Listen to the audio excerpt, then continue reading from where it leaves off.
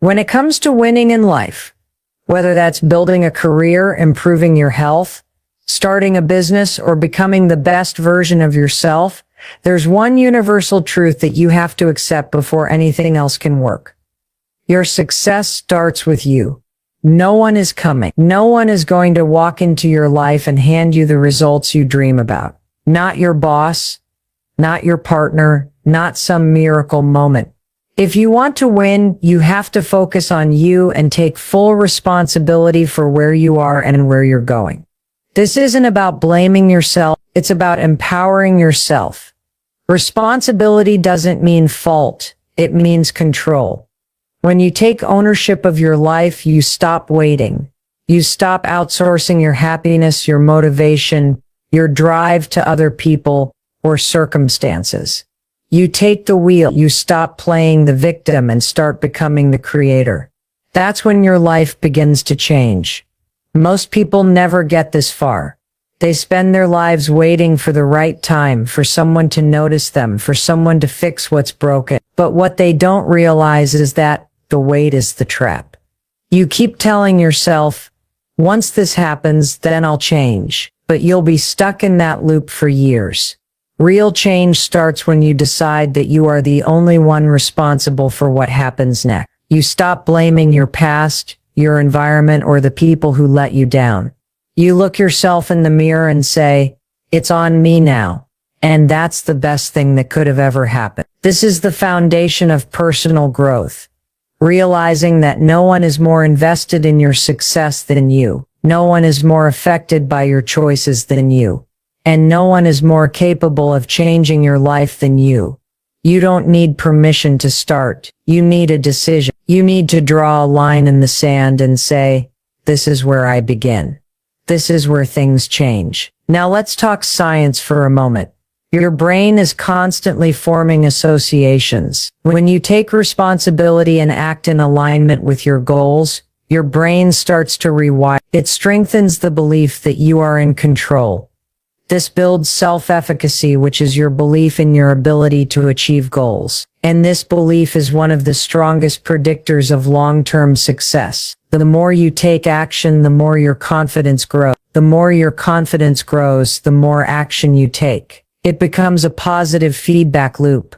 But it starts with the first moment you stop blaming and start owning.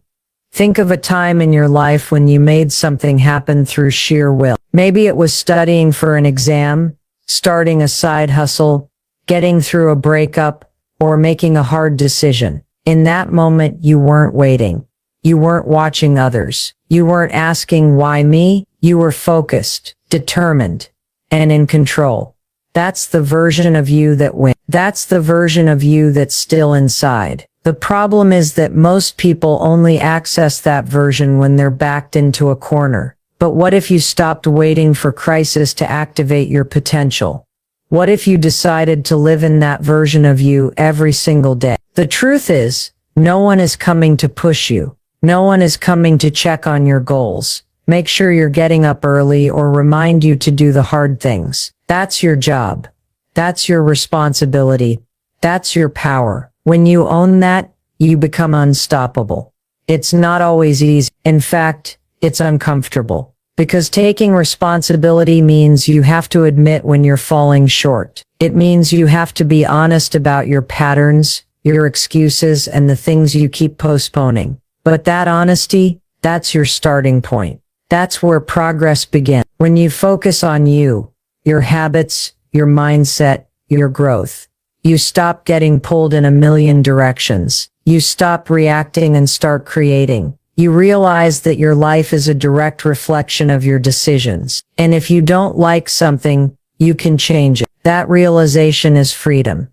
So if you want to win, stop waiting for someone else to change your life. Stop hoping someone will give you permission. Focus on you. Take responsibility, own your story, and do the work. Because the only way to win is to bet on yourself and never stop showing up. One of the biggest reasons people stay stuck and never reach their full potential is because they're too distracted by what everyone else is doing. We live in a world that's louder than ever. Notifications, opinions, scrolling feeds filled with filtered lives. It's constant noise, and that noise pulls your attention away from the one thing that actually matters, your own growth, your own purpose, your own path. If you want to win, if you want to create something extraordinary in your life, you have to eliminate the external noise and bring the focus back to you. This isn't just about turning off your phone or deleting social media, although that might help. It's about becoming deeply intentional about what and who gets access to your mind. Because here's the truth. Whatever you focus on grows. If your focus is on what other people are doing, what other people have, or what other people think of you, then your energy is being spent on things you can't control. And when you give your energy to things outside of your control, you lose your power. You lose your momentum. You start drifting instead of driving. Think about how much time you've spent comparing your progress to someone else's. How many moments you've wasted doubting your journey because someone else seemed to be ahead. But what you rarely consider is that what you're seeing is just a highlight reel. You're not seeing their insecurities, their failures, their sacrifices. You're comparing your behind the scenes to their curated content. That's not fair. And more importantly, it's not productive. Every minute you spend watching someone else's life is a minute you're not building your own. That kind of comparison creates mental friction. It makes you question your timing, your talent, your worth. And when your brain is stuck in that space of doubt, you hesitate, you hold back, you procrastinate. That's how dreams die, one comparison at a time. You have to make a conscious decision to silence the noise. Not because other people don't matter, but because your focus needs to be protected. You are not here to compete with anyone. You're here to compete with who you were yesterday. You're here to build something meaningful, and that requires clarity. That requires focus, and that requires saying no to distractions, even the ones that feel harmless. Now let's talk about the science behind distraction. Every time your attention is hijacked, whether it's by a ping, a like, a comment, or a thought about someone else, you experience a cognitive switch. Your brain has to refocus each time, and that constant switching drains your mental energy. It's called cognitive residue. It's why even short distractions can cost you big chunks of productivity. Over time, this weakens your ability to concentrate, to plan, to stick to long-term goals. To truly win, you have to train your brain to focus deeply. And the only way to do that is by taking control of what enters your mental space. That means creating boundaries. That means choosing what you consume with intention. That means being okay with missing out on what others are doing, because you're too busy doing what matters to you. This also applies to people's opinions. If you let what others think dictate your actions, you'll live a life that pleases everyone but yourself. You'll start making decisions based on fear instead of purpose. You'll shrink your goals to avoid judgment. But the truth is, no one else has to live with the consequences of your choices except you. So why would you give them the power to control your direction?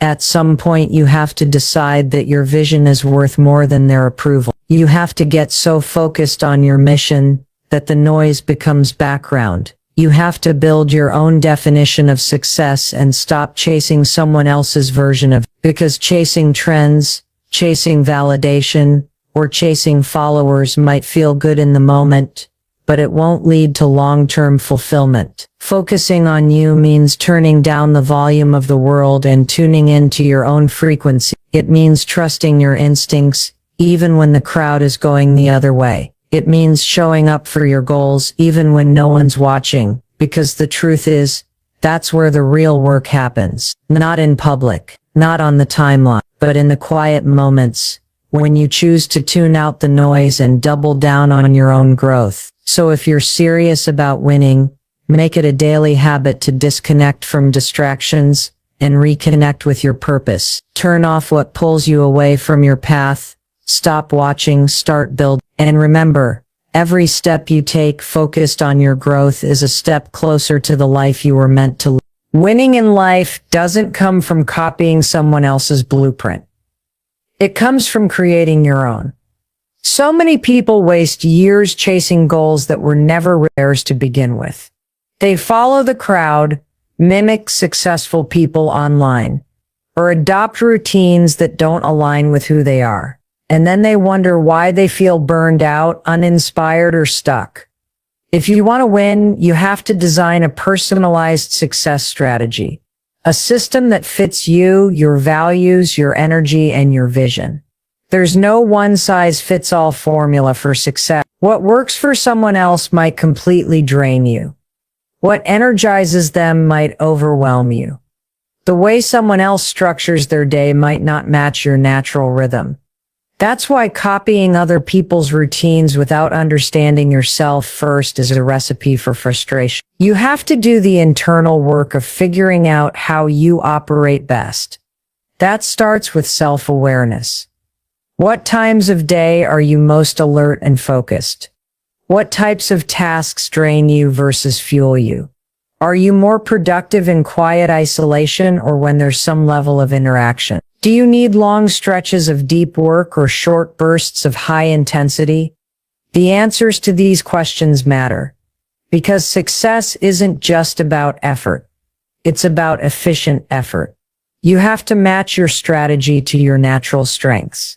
But it goes even deeper than productivity. You also have to consider your values. If your goals are misaligned with what truly matters to you, you'll always feel off course. You might reach milestones, hit targets, or even impress others, but you'll still feel empty. That's because success without alignment isn't success at all. It's just performance. And performance doesn't last if there's no meaning behind it. When you're clear on your values, you make better decisions. You stop chasing what looks good and start pursuing what feels right. Part of creating a personalized strategy also involves setting goals that are authentic to your journey, not someone else's. Too often, people set goals based on what's trending, what other people are doing, or what they think they should want. But the word should is dangerous. It pulls you away from what you really want. It creates a false sense of urgency and comparison. The truth is, there's no timeline you need to follow except your own. You're not behind. You're not late. You're right on time for your path. And the moment you stop trying to catch up with others is the moment you start moving forward for real. Your personalized success strategy should also account for your limits. Yes, your limits. Not in a negative way, but in a realistic one. We all have limits to our time, energy, and attention. Pretending you can do it all without rest, without boundaries, or without support isn't strength. It's self-sabotage. True strength is knowing how to manage your resources wisely. It's about working smarter, not harder. It's about building a system that's sustainable, not just impressive on paper. That might mean saying no more often. That might mean adjusting your goals based on your current season of life. That might mean taking smaller steps instead of big leaps. And that's okay. Progress is still progress. The goal is not to move fast, it's to move in the right direction. Consistency beats intensity every time. And you can't stay consistent with a strategy that's not built for you. Even your definition of winning needs to be your own. What does success look like for you personally? Is it freedom, impact, financial stability, creative expression, inner peace? Until you define that clearly, you'll always feel like you're chasing something vague. You'll feel like you're not doing enough, no matter how much you accomplish. But when you get clear on your vision of success, everything shifts. You start making decisions with purpose. You start measuring progress in a way that actually motivates you. You stop chasing and start creating. The point is, if you want to truly focus on yourself until you win, you have to stop looking sideways. You have to stop copying and start customizing. Design a system that works for you, not just for a week, but for the long run. Build habits that match your lifestyle.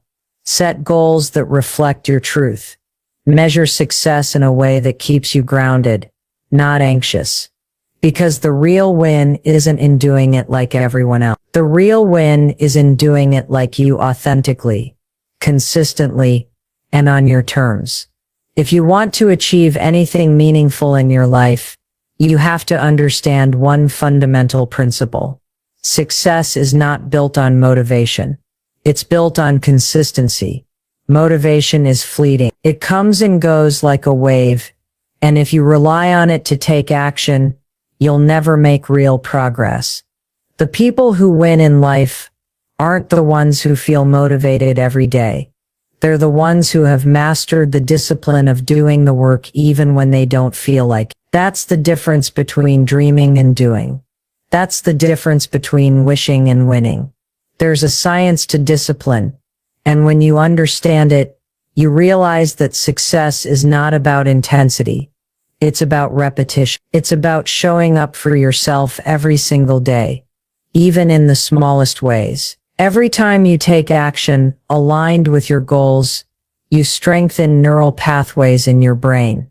These pathways become habits, and those habits shape your identity. Your brain is constantly learning from what you do. So when you make a habit of keeping promises to yourself, your brain starts to believe that you are capable, focused, and trustworthy. That belief system becomes the fuel that keeps you going long after motivation fades. One of the most powerful things you can do is commit to doing one small thing every day that moves you forward. It doesn't have to be dramatic. You don't need to overhaul your life overnight. You just need to be consistent. 5 minutes of action taken every day is far more powerful than 2 hours of effort done once a month. Why? Because consistency compounds. It builds momentum. It builds confidence. It creates evidence that you're serious about your growth. Discipline is like a muscle. The more you train it, the stronger it gets. At first, it's uncomfortable. Your brain wants to seek comfort, avoid effort, and repeat familiar patterns. That's why starting a new habit feels hard. But if you push through the initial resistance and stay consistent, you begin to rewire your brain. What once felt difficult becomes second nature. And that's when you know discipline is taking root. Not when something feels easy, but when you do it even when it still feels hard. A lot of people think they lack motivation, but what they really lack is clarity. When you don't know what you're aiming for, it's easy to procrastinate. When your goals are vague, your actions become scattered. That's why having a clear, specific plan matters. Discipline thrives on structure. If you know exactly what you need to do each day, it's easier to get started. Decision fatigue goes down. Resistance goes down. You reduce the friction between you and the action. You also have to understand that feelings are not fact. Just because you don't feel like doing something doesn't mean you shouldn't do it. In fact, the gap between what you feel like doing and what you need to do is where discipline is born. Every time you push through that gap and take action anyway, you prove to yourself that you're in charge, not your mood, not your circumstances, not your excuses. One powerful shift is to stop asking yourself how you feel and start asking yourself what needs to get done. If you only work when you're motivated, you'll be inconsistent. But if you work according to a plan, regardless of how you feel, you'll be unstoppable. And here's the secret. Once you start, momentum kicks in. Action creates energy. You don't wait to feel motivated.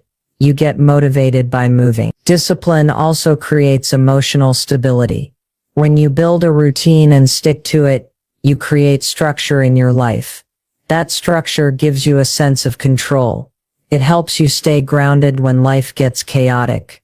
It helps you bounce back faster when things go wrong. You don't spiral because you have anchors. You have habits that keep you moving forward. Remember, your life is a reflection of what you do consistently, not what you do occasionally. So if you want to change your life, change your habits. Build a system that supports your goal. Protect your time. Be intentional with your actions.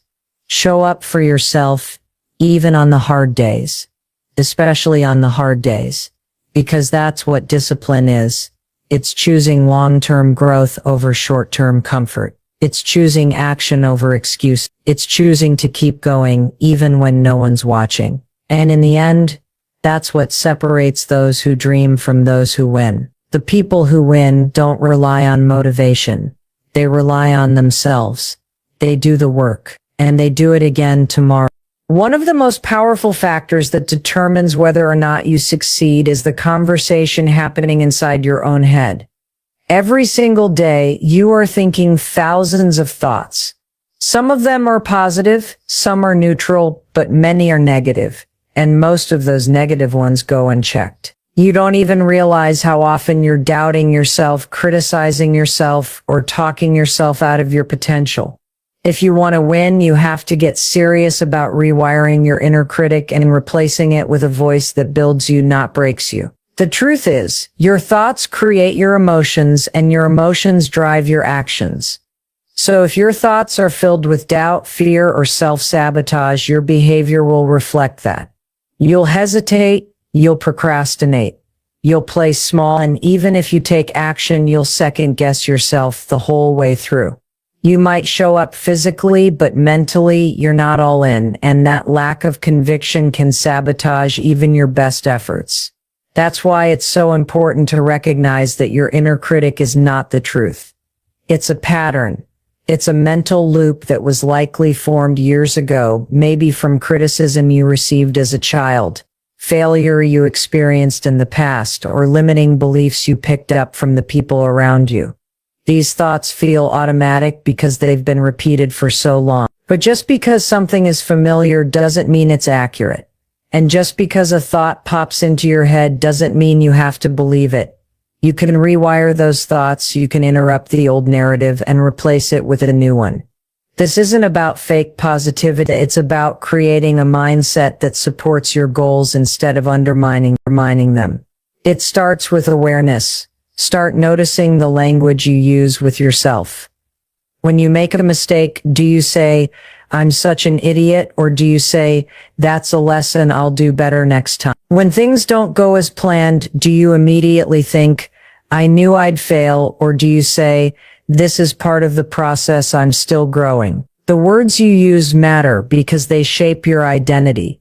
Your identity is the foundation of your behavior. If you keep telling yourself, "I'm lazy, I'm not good enough," or "I always mess things up," guess what?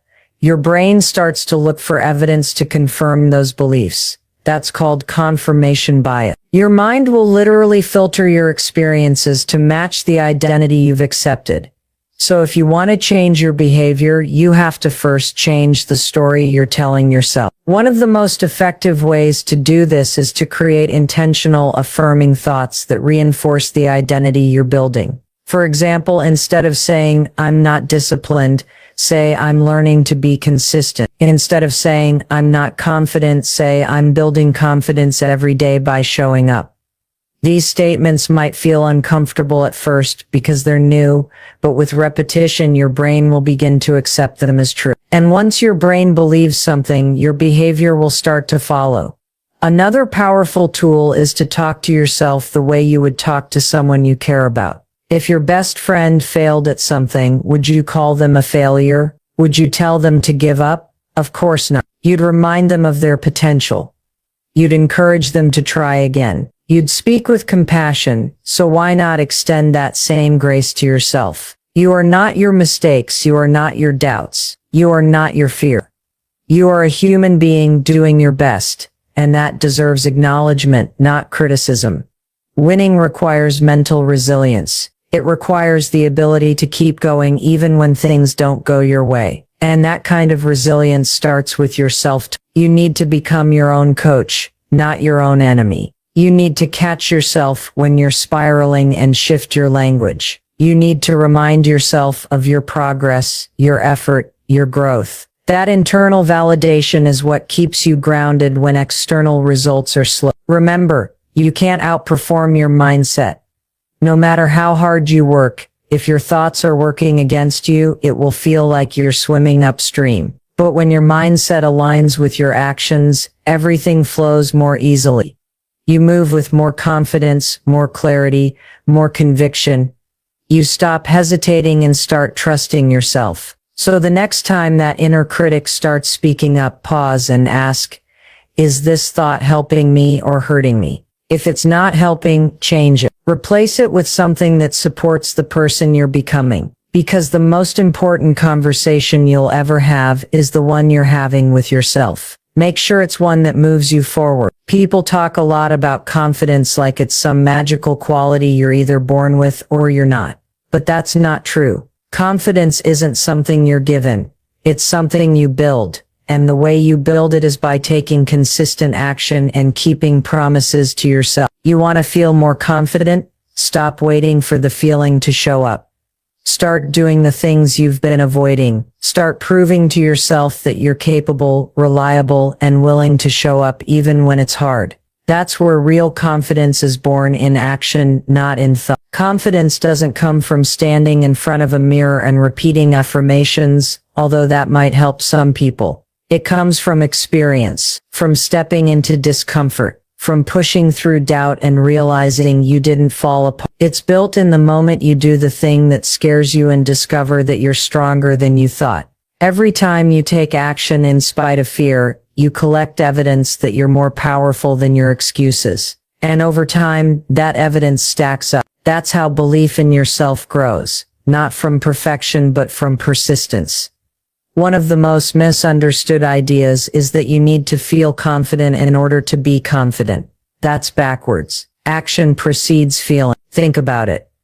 When was the last time you did something difficult or unfamiliar? You probably didn't feel confident beforehand. You felt nervous, uncertain, maybe even terrified, but you did it anyway. And after it was over, even if it wasn't perfect, you felt proud. You felt strong. That's the formula.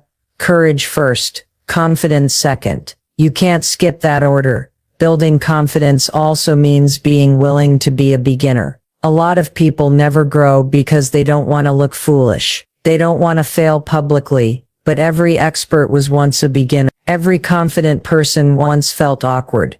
There is no mastery without humility. If you're not willing to be bad at something, you'll never give yourself the chance to be good at it. So if you're waiting for the perfect moment when you'll feel ready, stop waiting. That moment isn't coming. You get ready by starting. You grow through the process.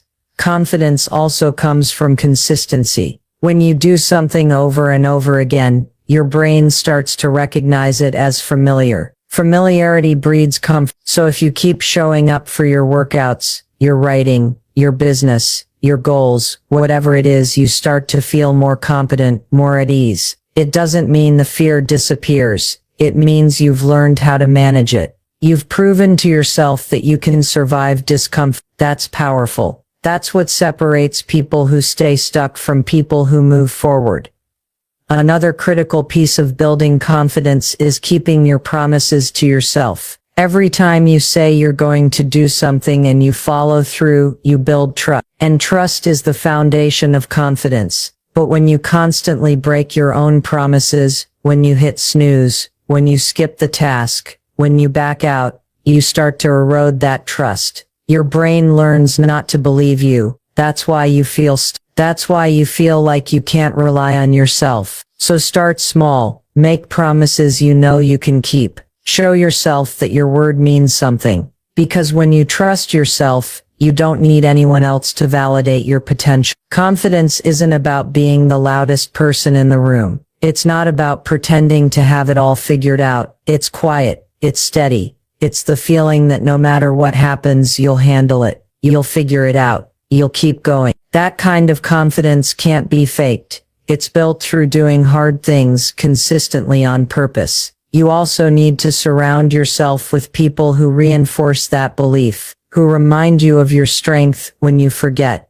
who challenge you to rise higher without making you feel small. But ultimately it still comes down to you. No one else can build your confidence for you. It's a personal project, a daily decision, a commitment to showing up when it would be easier to quit.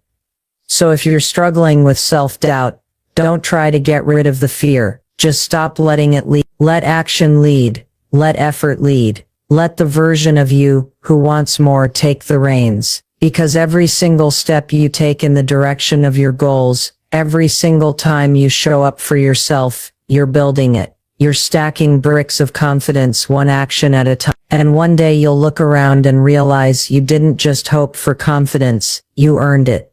When you're on the path to something great, it's easy to fall into the trap of thinking you're not doing enough. You look around and see other people moving faster, achieving more, getting recognition, and you start to question your own progress. You feel behind. You wonder if you're even on the right track. But the truth is, you're not behind, you're in process. Growth is not a race, it's a journey, and every step counts, even the ones that feel small or invisible. Progress doesn't always look like forward motion. Sometimes it looks like stillness. Sometimes it looks like rest. Sometimes it looks like reflection. You won't always have something to show on the outside for what's happening on the inside. But that doesn't mean nothing's happening. Change is often quiet. Breakthroughs build slowly. You plant the seeds long before you see the bloom. Just because you haven't reached the finish line doesn't mean you're failing. It means you're in the middle. And the middle is where the real work happens. The problem is, we live in a world obsessed with speed, fast success, overnight results, quick wins. Social media only amplifies. You see everyone's highlight reel, but not their process. You don't see the doubts they wrestle with, the setbacks they've faced, the days they wanted to give up. You don't see the messy, imperfect, behind-the-scenes reality of building something meaningful. So you compare your behind-the-scenes to someone else's front-stage performance, and it makes you feel like you're not measuring up. But your journey is yours. It's not supposed to look like anyone else. You have your own lessons to learn, your own timing to follow, your own growth to experience. The more you embrace that, the more peace you'll find. You don't have to rush. You don't have to prove anything. You just have to keep going, keep showing up, keep doing the work, even when it feels like no one sees it, even when it feels like it's taking too long. Progress is about consistency, not pace. It's about stacking small wins, day after day. It's about staying committed when it's boring, staying focused when it's frustrating, and staying grounded when it's tempting to compare. Every time you show up for yourself, even in a tiny way, you are building something. You are becoming some, and that version of you, the one who keeps going, is the version who will eventually reach the win. There's also something really important about giving yourself credit for how far you've come. We're so quick to move the goalpost. We accomplish something and instead of celebrating, we immediately ask what's next. But acknowledgement matters. Reflection matters. You're not the same person you were a year ago or 6 months ago or even 30 days ago. You've grown. You've learned. You've taken steps that your past self only dreamed of. That deserves recognition.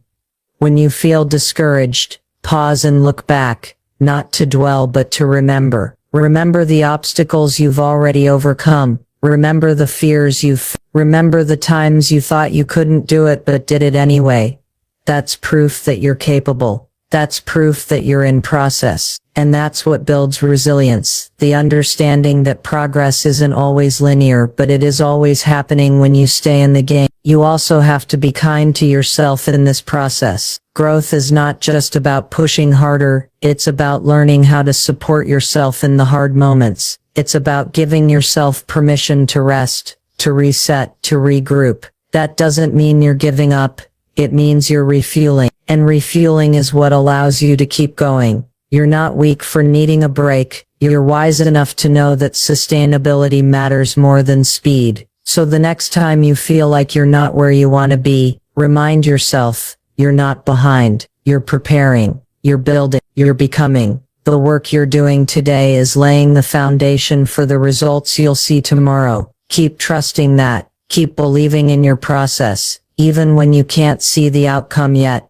because winning isn't just about crossing a finish line, it's about who you become along the way. And if you keep going, keep growing, and keep showing up for yourself, you will get there. Not by rushing, not by comparing, but by honoring your own pace, owning your own journey and realizing that being in process is exactly where you're meant to.